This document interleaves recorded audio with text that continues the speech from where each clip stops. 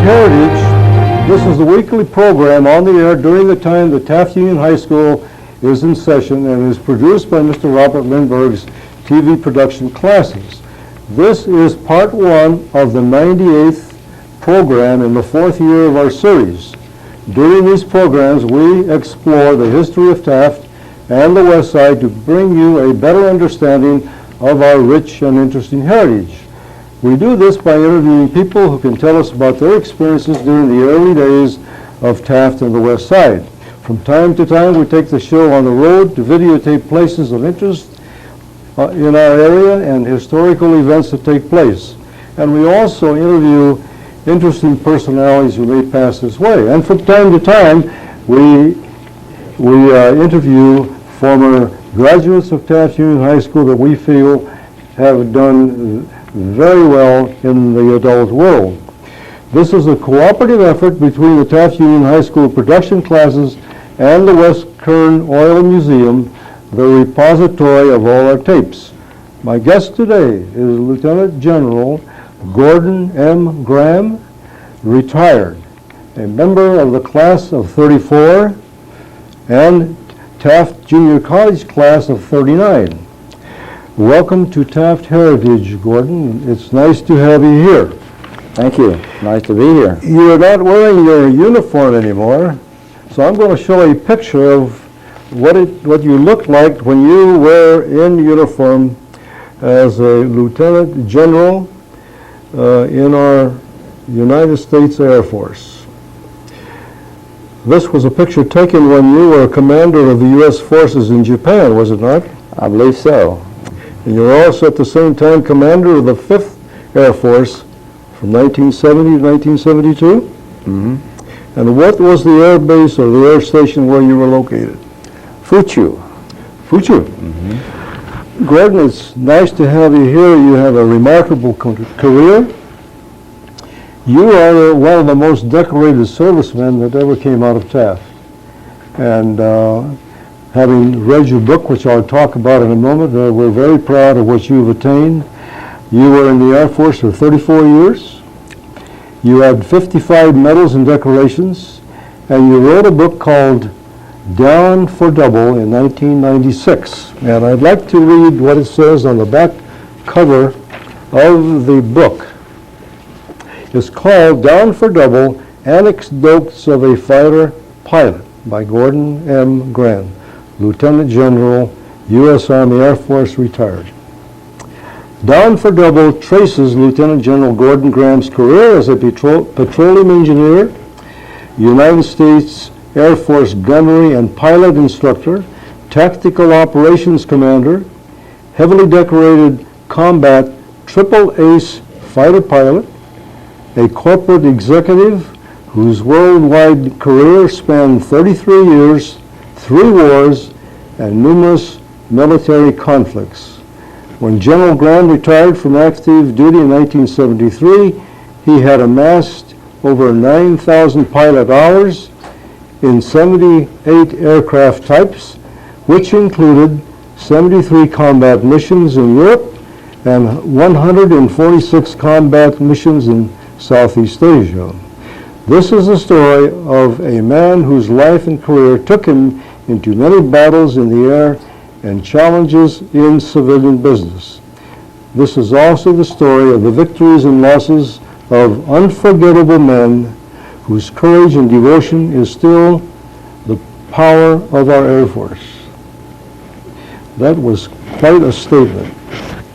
Now, you wrote that book in 1996, and we have some pictures we're going to show that are taken from the book, which are really your pictures, if I can find them here. Here they are.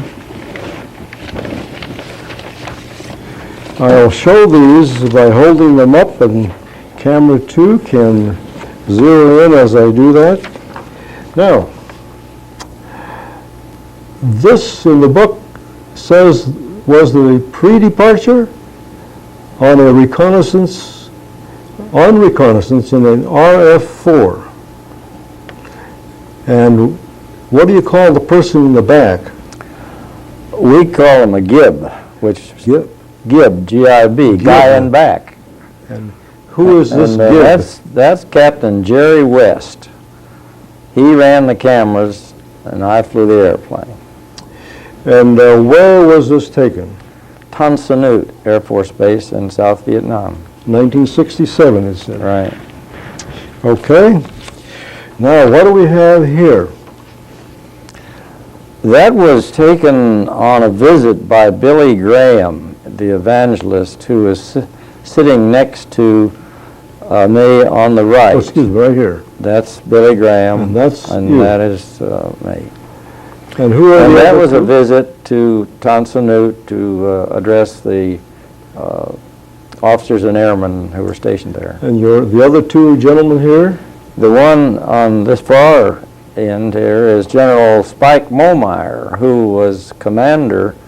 I was the vice commander of 7th Air Force. And the one on the very end was a Brigadier General Thompson, who was the director of materiel in 7th Air Force. Okay. There were apparently a lot of visitors while you're over there. Everybody coming over to see what was going on. Untold amount. Okay, now who do we have here? That is the Lieutenant General Chang, was it? yes, General Chang, and I just received a decoration, and that was at the ceremony. He was from Korea, Right. and he bestowed upon you the Order of National Security of Merit in Saigon, July 1967. Right.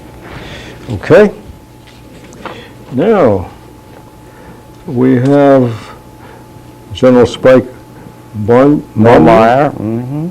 Commander of the Tactical Air Force Command, Right. and your wife, My wife Vivian on Vivian? the end. and they're pinning on you the 3 stars as a Lieutenant General. That's correct. And And you were assigned as Vice Commander at that time? that's right. Okay. Now we have you on a little more dressed up occasion, which was the reception for the governor of and Mrs. McNair, Sumter, South Carolina. Yes. He was the governor, right? He there. was governor of South Carolina at the time. What do you call this uniform now that you're wearing here? That's the officer's mess dress. Summer, we had a summer and a winter one. This was for more formal occasions. Right. Okay. Now what do we have here? That's a flight of F-4C Phantoms. Were they pretty nice airplanes to fly? One of the best. Is that one of the right? best. I accumulated over 1,000 hours in them. Is that I right? flew the operational test and evaluation flights on the F-4C and the Air Force's examination and determination of whether they wanted to buy the airplane. It was a Navy designed and produced airplane at first. What do we have here? Pre-departure in the F-4C. Mm-hmm. Yokota Air Force Base, Yokota. Yokota, Mm-hmm. Japan, March 1970. Right. That's when I was commander of U.S. forces in Japan. Okay. You were Lieutenant General then? Yes. Okay. Now, what do we have here? Well, that's my dear wife Vivian, and I believe that was in Japan as well. And she traveled around with you at all these commands that you have, didn't she? Yes, she did. Except where she was prohibited. She didn't go to Vietnam, for example. No. Now, Defense Minister Yoshihiro Nakasone, Nakasone. and he became the head man in Japan. That's right. He moved up to Minister of Trade and Industry and thence to the Prime Minister. I recall in your book you mentioned when he'd come to Washington, he would always come to see you because you became good friends. Yes, we became very close friends. And everybody couldn't really quite figure out why he was coming to visit you. I know. He's an extraordinary individual. Yes. We were both exactly the same age. All right, now we have the President of South Korea. And what's happening here? Just greeting you? Is that what it is? Well, it's the reverse. I was greeting him. Oh, I see.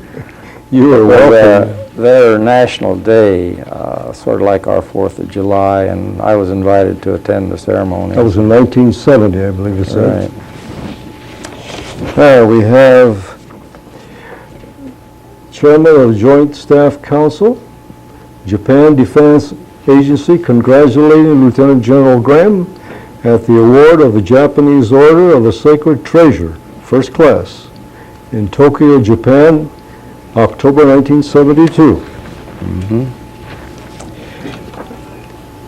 Lieutenant General Graham, Commander 6th Allied Tactical Air Force in NATO, Izmir, Turkey, visiting 1st Tactical Air Force under Graham's command, 1973.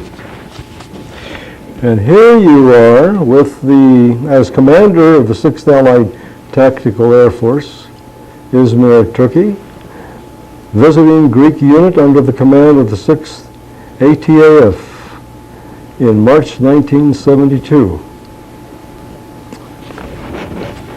Very interesting. Of course, there's a lot more pictures in the book that we don't have time for now. But now, one of the things that startled me was the first chapter called Busted. Now, it involved a classmate of mine. Would you tell us the story of that incident? What happened to him? What happened to you? While you do that, I'm going to at some point hold this up that'll show a picture taken from our yearbook, Class of 42, of Warren Stalkup. Okay? In late 1944, the Germans were launching so-called buzz bombs. And to intercept those, we needed more airspeed than we could get out of normal fuel, 150 grade fuel in the P-51. One squadron from 5 different groups was designated to be the squadron, one of the 5 squadrons, to carry one tank of a very highly added and treated fuel, the left internal tank. If we received a call when we were airborne to intercept one of these, we switched to that fuel because it gave us about another 30, 40 miles an hour. The fuel had not been properly tested. It was an emergency measure. They took it and simply added more tetraethyl lead and more ethylene bisulfide into to keep the lead in solution. Unfortunately, that highly toxic was highly toxic to the fuel. To the sodium vapor valves in the Maryland 12-cylinder engine that we had in the P-51, and we didn't know that. And periodically, we would turn that tank on just to check it, to make sure it was feeding properly. We were scrambled first, or ready to scramble on a mission the day this happened, to escort bombers, but the weather was too bad for the bombers to take off, so we reconfigured and hung a cluster of frag bombs and a tank of gas to attack an airdrome in Holland. We took off, crossed out, got over the target in Holland, and was too dense. The overcast was too dense and too low for us to do any work. So we turned around and headed out. On the way out, about halfway across the channel, You're going back to England now. returning to England. Okay. And this was in December, as I remember, 44. And very, very cold. And when we were and we were flying about 20,000 feet on our return. And Warren Stalcup was in my flight, member of the squadron, first lieutenant, and he's the one that painted all the nose art on our airplanes. He's the one that painted down for double on this airplane. And his engine quit. And he tried and tried to get it started, and I moved over right alongside of him and talked to him on the radio. And he got down to about 12,000 feet, and I said, his call sign was Falcon Red 2. And there, encircled, is a picture or a photo of Lieutenant Warren Stalcup. I called Falcon Red 2, you better bail out. You better bail out. So he bailed out, hit the water, deployed his dinghy, and attempted to get into it. The survival and movement rate was limited to about 3.5 to 4 minutes. If you didn't get into the dinghy by then, you weren't going to get into it. The cold just overcame you. We had no survival suits as we know them nowadays. And so he drowned. You were aware of what was happening down below, of his attempts to get into the dinghy? Oh, yes, yes. I sent a flight of 4 down to cap him, and we were talking back and forth. And I contacted Air Sea Rescue to come out in what we call a Dumbo, a rescue amphibian. But by the time they got here, I got him, he was dead.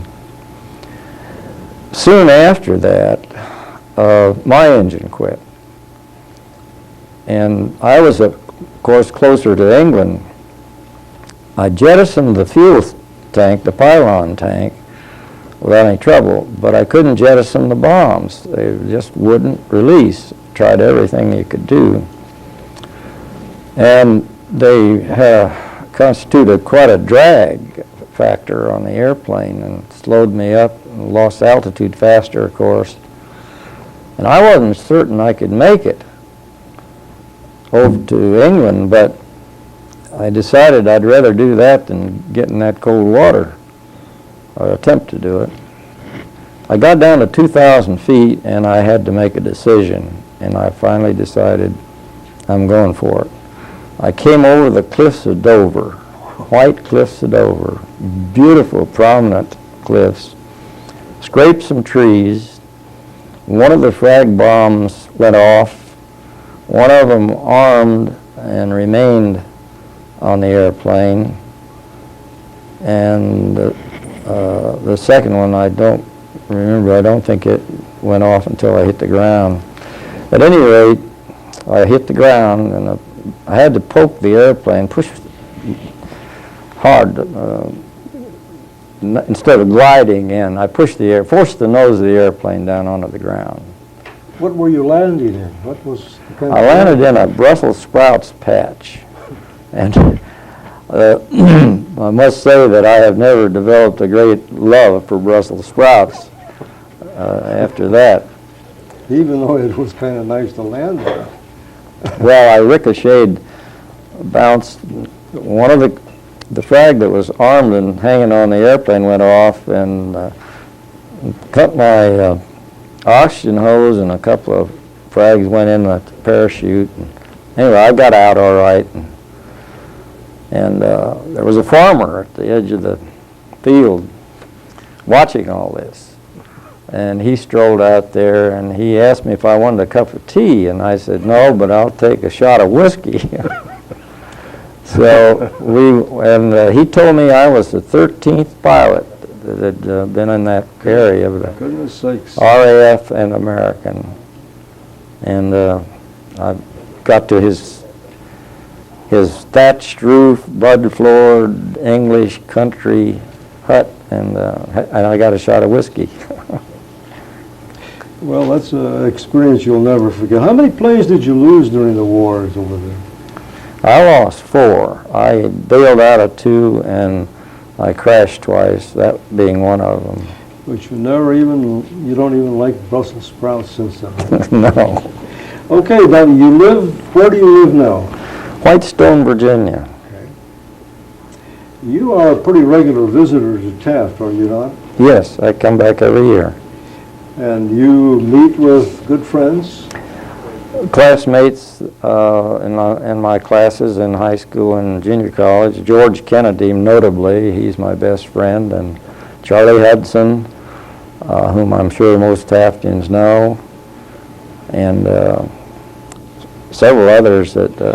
I looked at your yearbook, and I recognized Earl Will Harbor, Yes. Dale Huey, Yes. Sid Ryle, Max Eastman, Max Eastman. Harry Canode, Harry Canode, Sam Jenkins, Bill Gill, Billy Gill. and Bob Marshall. Yes. Some of those are nice. Now, when and where were you born?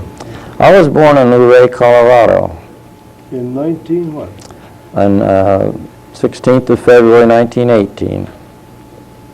And you had a brother? Had a brother that was older than I, a year and a half older. He enlisted in the Army in late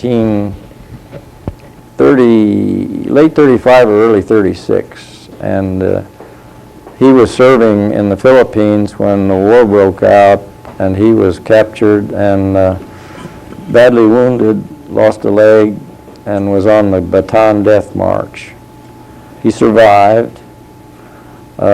He died 3 years ago, I think it was. You saw him after you got back from Yes, to the States? I did see him. He was a very robust, athletic person. In fact, he won the U.S. Army light heavyweight boxing champion in the Philippines a year before this happened. And he was, I saw him in Letterman General Hospital in San Francisco. I got a flight back from Europe for that reason, and he weighed less than 100 pounds, and he didn't recognize me, and he lost his hair and his teeth, and his mind was affected. They had an awful time. The Japanese during the war were very cruel to their prisoners of war. You're married. Your wife is, you mentioned Vivian. Vivian? And there's a dedication in the book that we have at the beginning. It's, I think, very nice. I'll read it to you. I remember I had the pleasure of taking you to the Kiwanis luncheon last Thursday. And Ray Marshall, who was the program chairman, he mentioned this dedication to all the pursuit and fighter pilots who have gone before, and to those who man the cockpits today, and to my patient wife Vivian, and my children and grandchildren. This book is humbly dedicated. Where did you meet your wife? In Virginia, Newport News, Virginia. Where was she born? She was born in Newport News. Okay. You have 5 children? 5 children. And what are the names? Well, the oldest is Eloise, the second one is Helen, the third one is Alex, the fourth one is Bobby, and the fifth one is Don. And how many grandchildren? 10. 10. That keeps Grandpa pretty busy. It indeed does. Now, your father was named? Jim Warner. And James Warner. Where was he born? He was born in Wisconsin. He was a miner. What year? Do you remember? 1896, In the 80s? I believe. My mother was born in 1896, and I think he was also born then. Now, you lost him at a very early age. 2 years old. You were 2 years old. Okay. And your mother was named, what was her maiden name? Her name was Wilson. Margaret Wilson. And where was she born? She was born in Georgia. And where did they meet, your father and mother? They met in Colorado. My grandparents on her side had moved from Georgia to Colorado. I see. Now, your father died at the age of 2, and your mother remarried. Yes. And what was your stepfather's name? His name was Alexander Graham. And where was he born? He was born in Australia. In Australia. Do you have the year? He was born in 1888. And he died? He died in 1946. And is he buried here? Both my mother and my stepfather are buried here. Now, your mother died while you were in high school. Yes. Okay. How old was she? She was 38.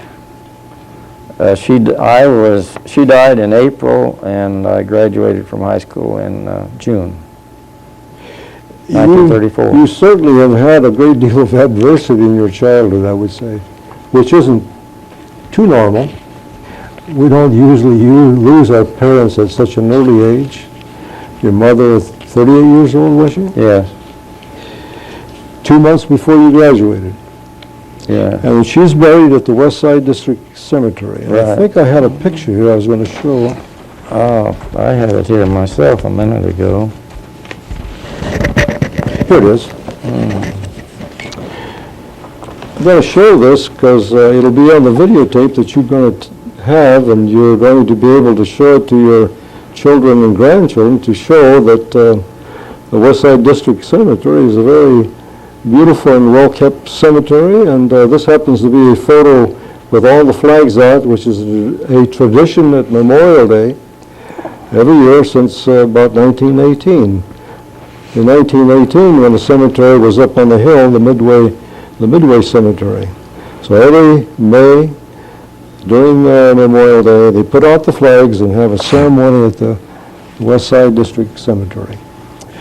Okay, now, the family moved to Taft. What year was that, Gordon? 1923. And you started school here in Taft? Right. What grade? I started in the first grade. Do you by any chance remember the first house that you lived in? Yes. It was on Lucard Street. Lucard. We only lived there about 2 or 3 months.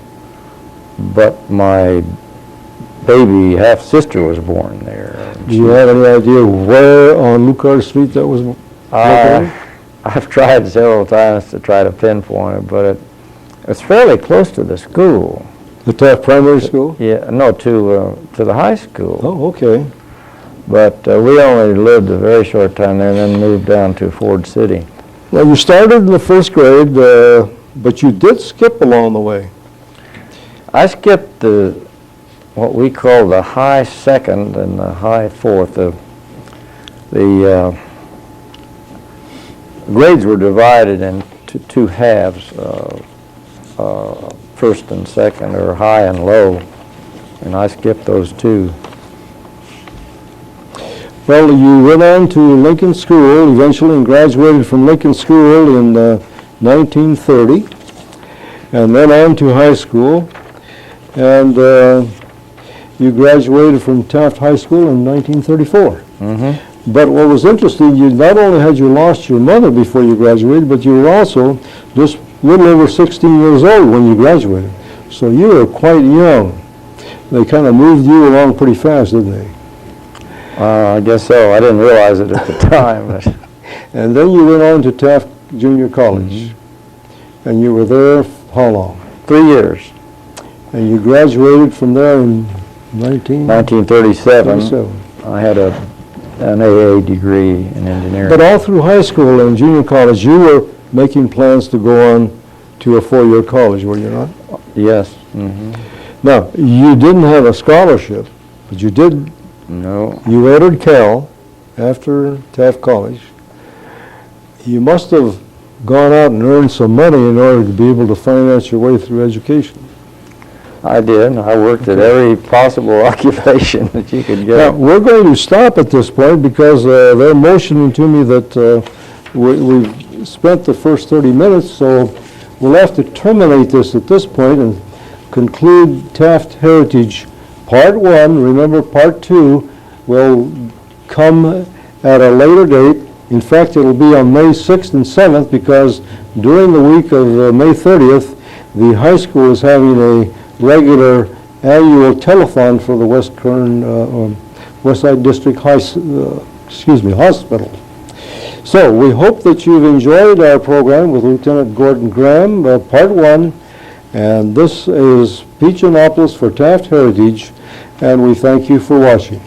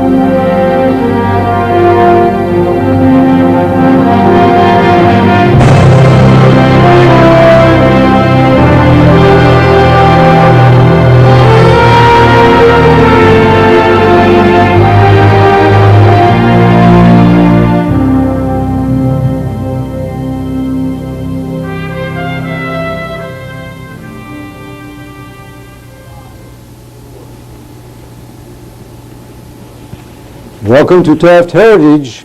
This is part 2 of program 98 in the 4th year of our series. Welcome to Taft Heritage. I am continuing my interview of Lieutenant General Gordon M. Graham, retired, United States Air Force. In part 1, we talked about his early beginnings. His father died when he was 2. His mother died when he was a senior in high school, 2 months before he graduated. And after that, he was pretty much on his own. We were talking about going on to the University of California, where he was accepted, and the fact that he didn't have a scholarship. He did a lot of part-time work in the oil fields and around Taft to earn money to go on to college. He became a brigadier general in 1962, a major general in 1966, a lieutenant general in the Air Force, August 1968. Now, he has received 55 medals and decorations from the United States and several foreign countries, including the Silver Star, the Legion of Merit with oak leaf clusters, the Air Medal with 27 oak leaf clusters, Joint Service Commendation Medal, the Air Force Commendation Medal, the Republic of Korea Order of Vietnam National Security Merit, the Vietnamese Air Force Distinguished Service Medal First Class, the Vietnamese Armed Forces Honor Medal First Class, the Vietnamese Air Force Pilot Wings, the Republic of Korea Pilot Wings, the Chinese Air Force Pilot Wings, for his service in Japan as Commander, United States Forces in Japan, and Commander of the 5th Air Force, the Order of Sacred Treasure First Class, and the Order of Security Merit Gangseon, given by the Republic of Korea.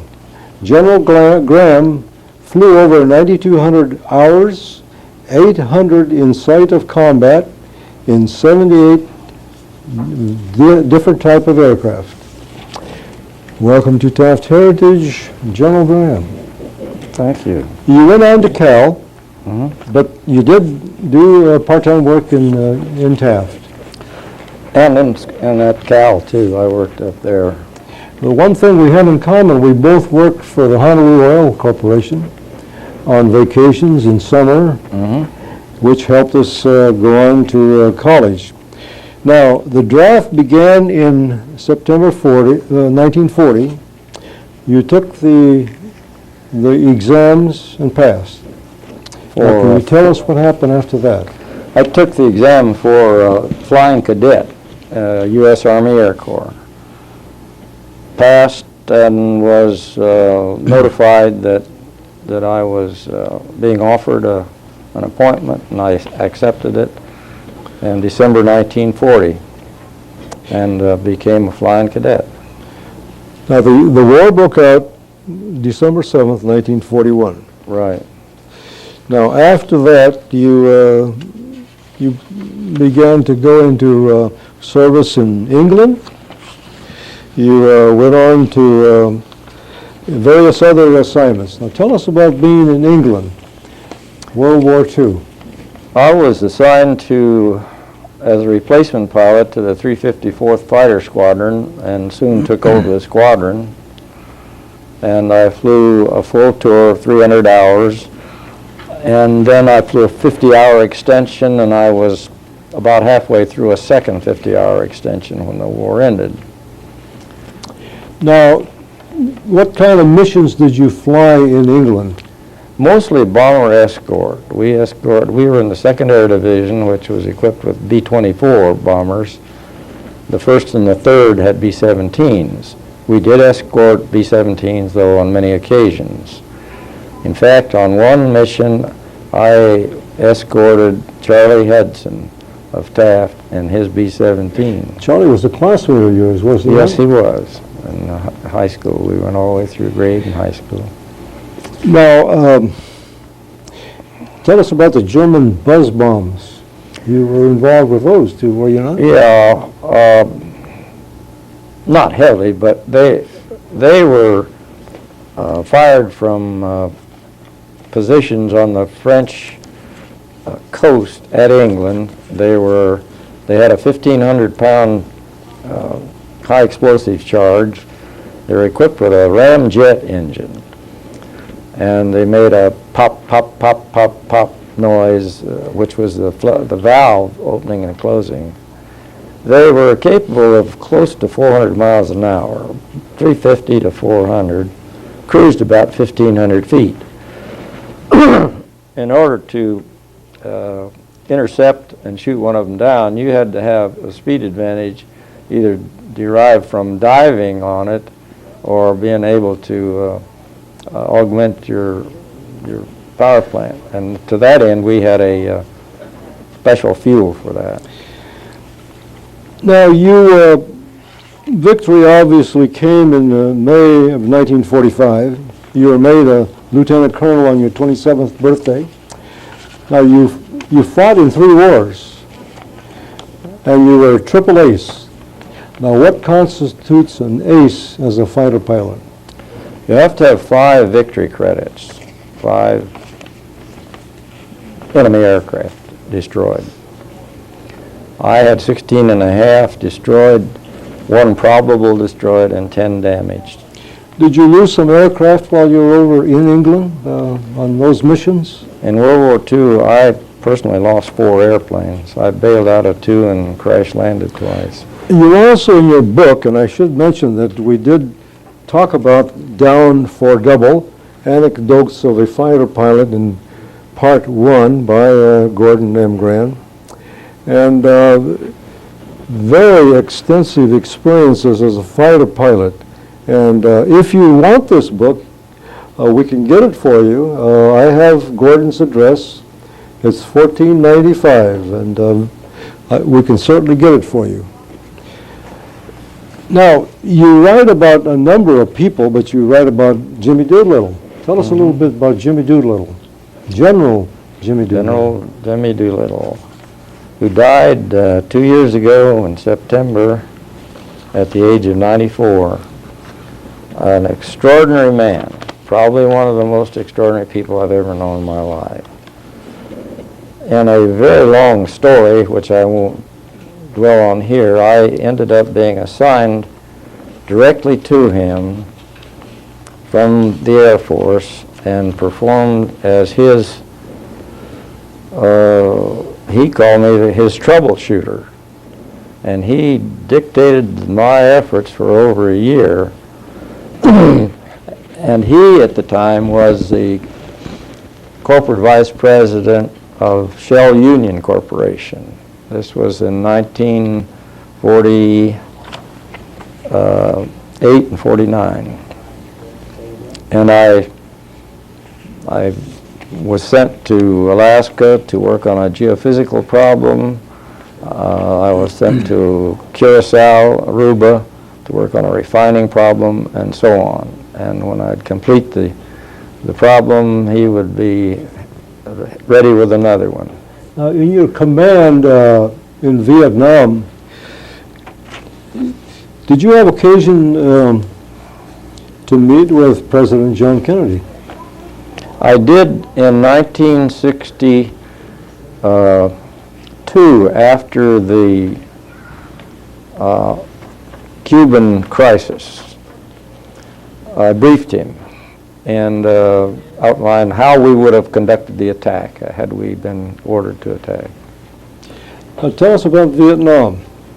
You were there 3 times. First time I was there was for about 2 months in 1954, when the French were having all their difficulties, particularly at Dien Bien Phu. I remember that. I went there in January to establish whether or not it would be feasible to drop an atomic bomb to succor the garrison at Dien Bien Phu. I was only there 2 days, literally overnight at Dien Bien Phu, and I got out of there about as fast as I could get out of there. Of course, Dien Bien Phu surrendered in May to the then Viet Minh, and the French left. They finally got clear out of Vietnam. The second time, I was sent over there by McNamara, Secretary McNamara, as a member of a team to find out why we were losing jet airplanes in 1965. That person, McNamara, whom I'll try to make it sound I hold him in high regard rather than how I do view him, but at any rate, we conducted a study of all the operations over there, the team did, and I was put in charge of writing the report. The third time, I went over for a full tour in 1966 and 67. How many missions in Asia now, total for you? What? Combat missions in Asia. 146. Okay. Now there were SAMs, the SAM missile, you knew where they were, Yes. but you couldn't shoot at them. Tell us about that. We weren't allowed by the rules of engagement of this gentleman, McNamara, and his crowd of whiz kids. We weren't allowed to, we had the most severe restrictions that have ever been imposed on a combat force. For example, we could not attack an aerodrome in North Vietnam with their fighters visible and the anti-aircraft shooting at us. And we weren't allowed to shoot at those airplanes unless they took off and shot at us. Similarly, with the SAM missiles, although we knew where the sites were, we had excellent photography, we had them pinpointed, we couldn't just go attack them at first. Did you ask for permission to do that? Time and time again. And what We saw the SAM sites being constructed, and we asked to be able to attack them before they got operational, and we were denied and denied, and finally they became operational. They shot down 4 airplanes in one mission. And that was totally But you still could not. Eventually, we were given. You mentioned a dummy site. Now that Yes, was that kind was of interesting in your We book. were allowed, finally, the first mission, we were allowed to attack a site, and they gave us the coordinates of the site, and it was a dummy site. We protested, and we were told, nevertheless, to execute a mission on it, and we did, and we lost 2 people. This isn't the way it was in the Gulf War. In that Indeed war, not. Schwarzkopf and his team were given permission to carry out a war. They didn't manage it from Washington. Well, that's exactly right. The Gulf War was handled the way a war should be fought. It was turned over to the professional airmen, soldiers and sailors and Marines, given some orders, told to do it, and they did it. We didn't have congressional interference and presidential interference and Secretary of Defense interference the way we had in Vietnam.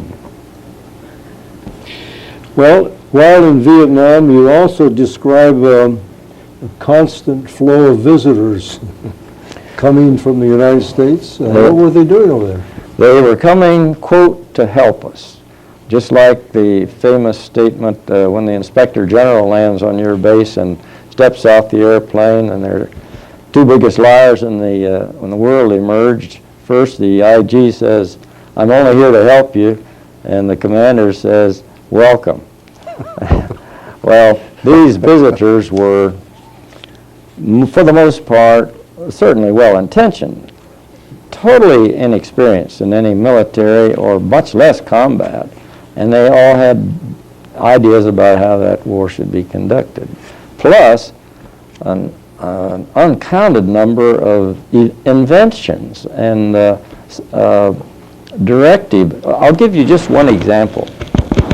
If you can imagine, that's wild. We were directed to fly C-130s with Calgon. Calgon is the additive you put in your dishwasher. It's a phosphate. And we were to unload these 10,000-pound rolls of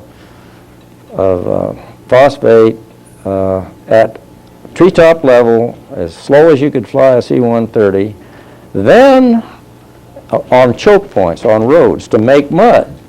But you had to have a fluid, you had to have rain, water.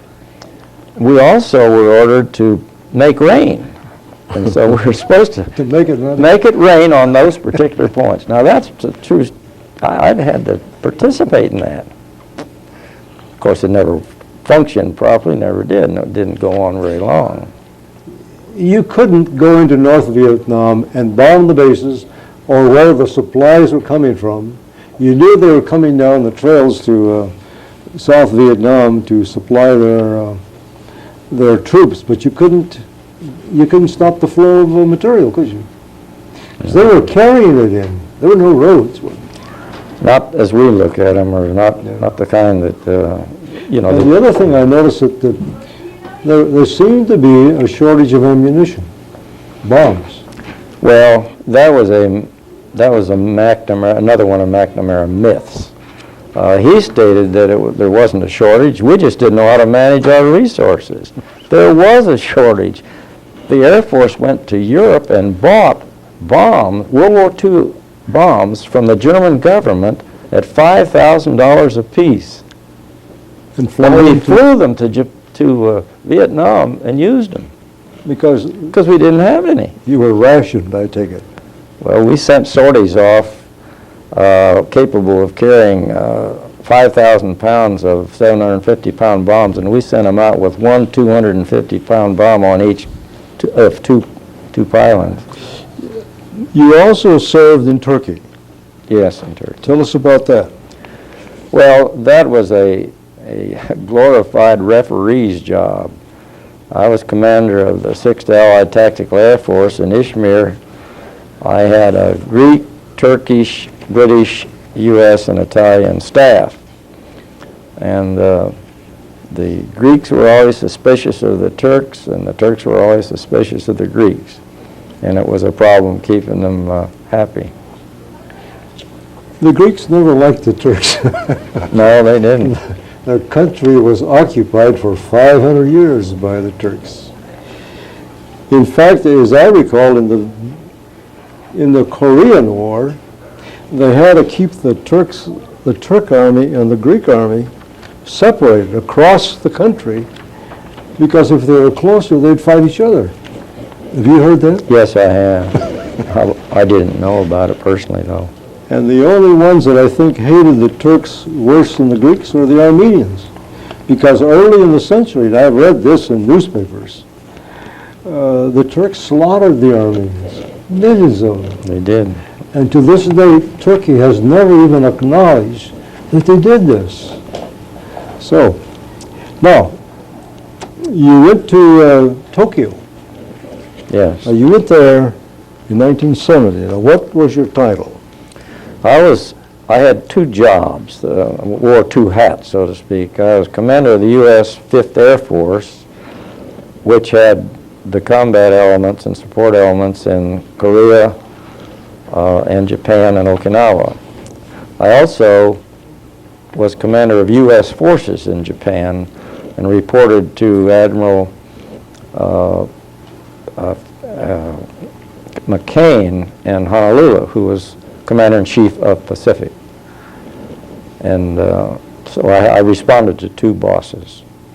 What was it like to be the commander of the forces in Japan? How did the Japanese treat you? Oh, it was a very satisfactory tour. The Japanese still hadn't forgotten about MacArthur, who did so much for them after the war, and that spilled over to the commander of U.S. forces, which in lineal descent I replaced MacArthur, so to speak, and so that position was held in very high regard by the Japanese. I remember they would be outside the building when MacArthur would just get out of his car and walk in. They would be there just to get a glimpse of him. Yeah. He was like a god to them. Yes. Did you receive that kind of treatment from Not quite that revered, no. But it was a very satisfactory tour, and I enjoyed working with the Japanese and the Koreans and the Taiwanese, very much so, and working with their armed forces, and particularly I was proud of the reversion of Okinawa to the Japanese, which I had a big role in. Now, when did you retire from the service? Now, after how many years? Well, 34 years 34 by the way years. the Air Force counts it, because their year ends, if you're after 30 June, instead of 6 months, it's a year. It's another year. For purposes. In actual service, I had 33 and a half years, but So, it counts as 34. when did you retire? 1st of July, 1973. Now, you began a civilian life, big change from what you had been doing. Now, what happened? I know that McDonnell Douglas came calling, did they not? McDonnell Douglas offered me a position as corporate vice president Far East and president of McDonnell Douglas Japan. So I went right back to Japan again for 5 years. Well, how long did you intend to go back for originally? 2 years. Just 2 years.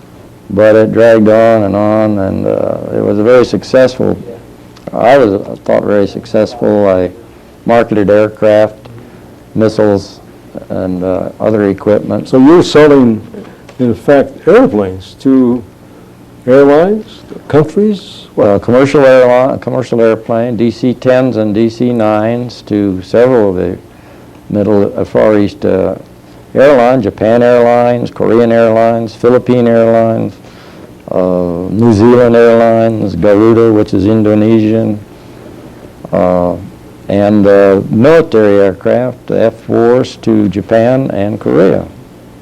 You had a home on this assignment when you were with McDonnell Douglas, right? We had a leased residence in Tokyo. The company provided it. Pretty nice home? Well, by Japanese standards, it was a palace. By Western standards, it was less than that. But it was quite comfortable and quite adequate. Cost quite a bit of money to go rent something like that? The rent was $4,000 a month. Is that right? You know, What would it be today, I wonder? 4 times that. God. Okay, you retired. Now, you're located where? Whitestone, Virginia, on the Chesapeake Bay. It sounds like a very nice area to be in. You have a home there, and your wife, Vivian? Yes. When I've called you, maybe 4 times while you've been back there to arrange for this, and I've talked to Vivian probably each time, and she sounds very sweet on the phone, by the way. She's a wonderful person. And one time, you were out with the dogs, as I recall. We have several dogs, always. Now, what do you do in your spare time back there? Well, I play golf, I have a garden, I go fishing a lot, I go hunting a lot, and I chase grandchildren a lot. You mentioned reviewing books for some organization? I just completed one for the local Books and Coffee group. Title of the book was The Nightingale Song. And I forgot to also mention that I do a lot of volunteer work. Now, we're getting close. We've got 5 minutes. I wanted to find out from you, and I've thought of this as I read your book, what constitutes a good fighter pilot? Now, we have kids here, obviously, today in this class. What attributes or physical requirements would make a good fighter pilot? The first and very, very important physical characteristic, he has to have outstanding vision. His visual acuity has to be superb. 20/20? Or better. Or better. It has to be 20/20 or better. 20/20 is the breakover. Most fighter pilots have about 20/10 or so. Is that I right? know of, yeah. Wow. That was what I had until I got too old. Secondly, you need to have very good reflexes. You have to be able to respond and translate that thought into a reaction to guide or use the airplane or your instrument. You've got to be quick in making decisions, I think. That's right. You have to be able to assess a situation, arrive at a decision, and execution as fast as normal, faster than normal. Another very pronounced requirement is you have to be willing to encounter danger. I mean, let's face it, it's not, as we used to have a saying, the greatest optimist in the world was an F-105 pilot over Hanoi who thought he was going to die from lung cancer. And you got to fly and fight. But you couldn't be reckless. No, You have to no. be using good judgment, I think. You can be reckless, but you won't last very long. Somebody will get you. What about in stature? Now, you're not too big. I take it, at the beginning, they probably preferred When I people started, about your when size. I got into the fighter business, it was called Pursuit then. The Pursuit pilots were 5'8" to 5'9" max and 150 to 160 pounds max. The cockpits were that small and cramped. That no longer pertains. We have much roomier cockpits now. So when you're going through this pilot training, all these things are being evaluated. You have to pass the test, obviously, to get in, and then you're watched all the way until you finally get your wings. That's the way it works. That's the way it works. You also have to be, or had to be, it's not as important now, you had to be a good shot. You had to know how to, what made a projectile come out the gun barrel and how to get it on the target and make the kill. You know, another thing that I noticed in your book, you had to take planes up and evaluate how well they flew if there was some fault that you people noticed. You had to make some recommendations on changes to be made to modify the plane and all that. You were almost like a test pilot. Well, it was what we call operational test. Test pilot categories fall roughly into three. The first is the experimental test pilot, the Chuck Yeagers, the Bob Hoovers, and so on. The second category is an operational test pilot, and that's what job I was doing in many cases, where you fly in a production airplane or pre-production airplane to evaluate it and check the envelopes, the speed, fuel consumption, maneuverability, etc. And the last category is what is called a company check pilot. He checks the finished airplane off the line, flies it, certifies it, it's satisfactory, and it goes to the customer. In some cases, I recall you mentioned that the Navy had some very fine airplanes, and you checked them out, and they had to be modified in order so they could be manufactured for the Air Force's use. So that was going on. I did that on several airplanes. The best one and the most elaborate and most extensive and the most successful was the F-4C Phantom, which was a Navy design and procured.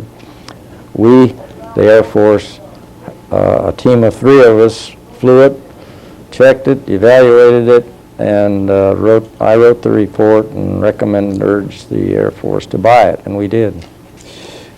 Before we close here, I was going to mention we didn't get to cover the fact that in junior college here, you were the student body president.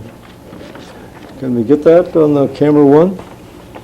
And here, Gordon Graham is in the yearbook making a statement, year-end statement, to his classmates in the yearbook.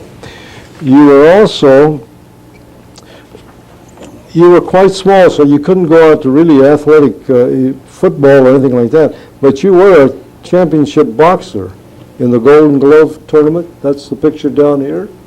And up here you were also a yell leader for your team, and you could really bring out a snappy Ali Bibo, Ali Bibo. I remember when I was going through high school. And here was your picture in the yearbook as a senior, not a senior, but graduating from Taft College. And I'll read you some of the things that this man did. He was a baseball manager, basketball manager, track. He was Golden Gloves tournament champion, Maroon T, which was the Letterman Society, Beta Phi Gamma, treasurer, 2 and 3, Alpha Gamma Sigma, that was the Scholarship Society, High Y, the Key Club. He was a business manager. He was president of the Associated Student Body, athletic manager, business manager, president, the Yell leader, sports editor, Derek, advisory, Gusher, manager, and JC sports editor for the Gusher. Well, it seems to me that you had a lot of leadership experience that started right here at Taft Union High School. I think that's a fair statement. Is that a fair statement? How do you assess growing up in Taft and your childhood, going through the schools here? I think I was just extremely fortunate to have landed here. Taft had a school system that was the envy of every place, certainly in the state of California. And here I landed right in it, and I had teachers who guided me and counseled me and provided strong support and encouraged my work, me and my work, and I was just terribly lucky. Well, we've come to the end of our 30 minutes for part 2, and you've certainly had a great career, Gordon, and we're proud of you. If we ever have a Hall of Fame in Taft Union High School, you should be in there. It's a great success story, and from what I see... Not over yet. I know. But all this that you've done has not affected you in any way. I have the feeling you're the same way now as you were when you're going through high school and walking up and down these halls. It hasn't affected you. You haven't gotten the big head or anything like that at all. I hope not. I didn't have anything to have a big head for. We're proud of you, and this will conclude another Taft Heritage. We hope you've enjoyed our program, and I wish to thank Gordon Graham for being here today and taking the time to be with us. We hope you will be with us again when we bring you another Taft Heritage as we continue to explore our rich and interesting heritage. For Taft Heritage, this is P. Gianopulos, and we thank you for watching.